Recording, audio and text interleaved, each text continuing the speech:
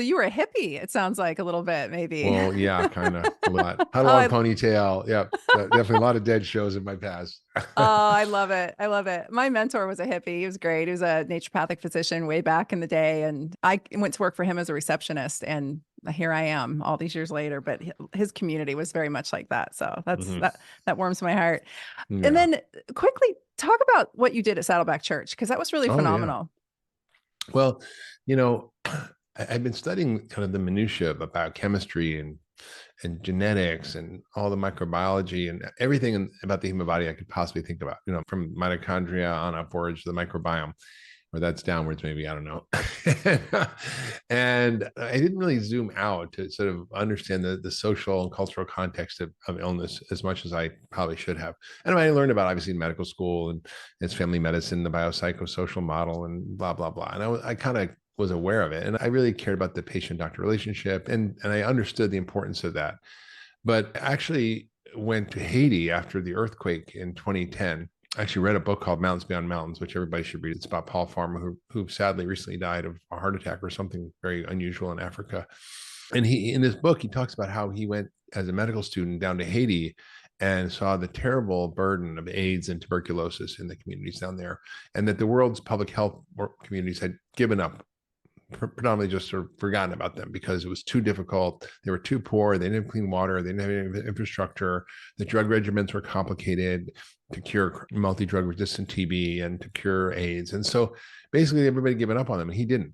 And he said, this is not a medical problem. This is a social problem. He says, he calls it structural violence. What are the social, economic, and political conditions that drive disease? And so I got really curious about that. And I actually was friends with Hillary Clinton at the time. She was Secretary of State. And I knew she knew Paul Farmer. And I emailed her. I said, hey, I just read this book. And I think, his model that he applies to infectious disease also would apply to chronic disease, that he basically took the power of community to solve the problem of disease. He dealt with these social issues.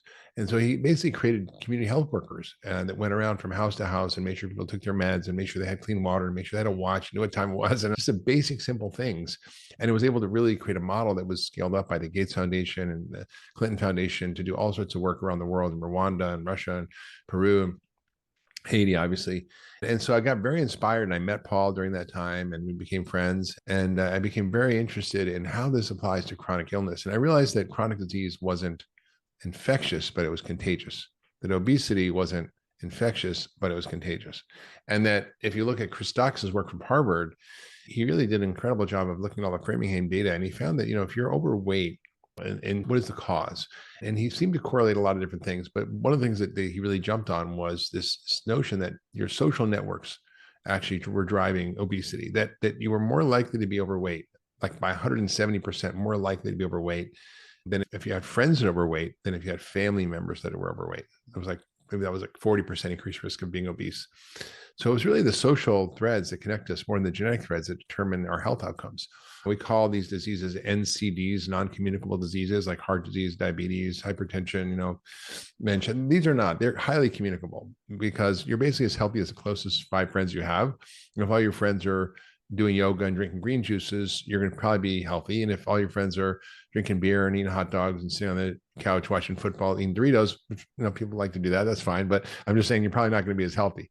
And so I think it really occurred to me that we need to create a model for addressing chronic diseases beyond just a one-on-one doctor-patient visit.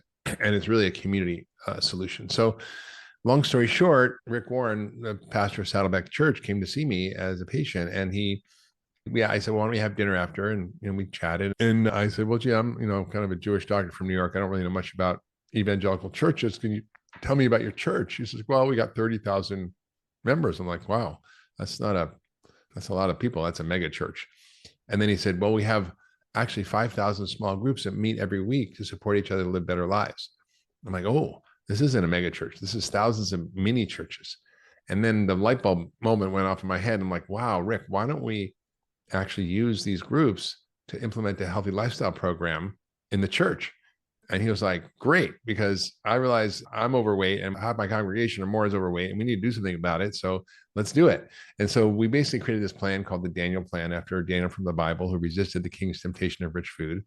And we didn't know how many people would show up. We just created a rally, basically an event where we had talks and got people inspired, created a curriculum for 6 weeks to start, ended up being a year curriculum. And it turned out that it was like the biggest event they'd ever had at the church, bigger than the Obama McCain debate, bigger than 9/11 ceremonies, the services. It was like a huge thing. There was 15,000 people that showed up and signed up within the first week to be part of the Daniel Plan.